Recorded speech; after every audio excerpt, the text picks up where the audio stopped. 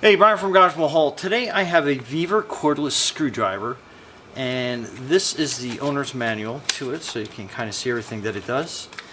And it comes in this cool carrying case. It has a charging cable with it, and then this is basically, you can go forward or backwards pretty easily. And then if you, let me get that in focus for you, but it has different torque settings.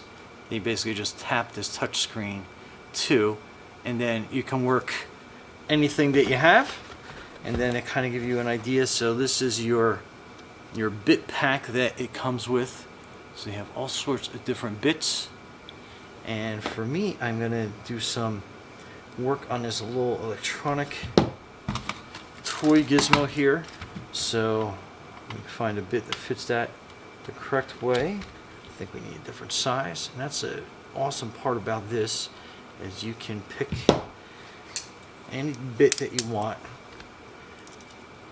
So it sits in there nice and tight, so you might need a little bit of help. So that looks like the right bit for the front of this, and then again, so you can see that's going to be a counterclockwise, so that is pushed out to your right, and then this is basically your drive button on this side, or if you're left-handed. And then basically we are putting this down in here, and then that basically takes that piece out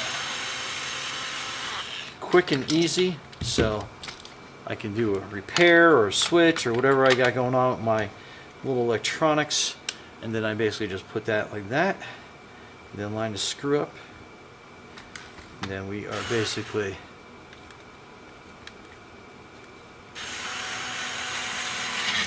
and that's got plenty of torque to dig back down into that plastic. I'll put this over on this side. So perfect. And then it comes with this tip demagnetizer or magnetizer, so whatever you want to use that for, but that's a cute little bonus that you have there. And it's super comfortable in your hands, all day use with this bit pack. Super compact, super portable, all goes back into its little case like that.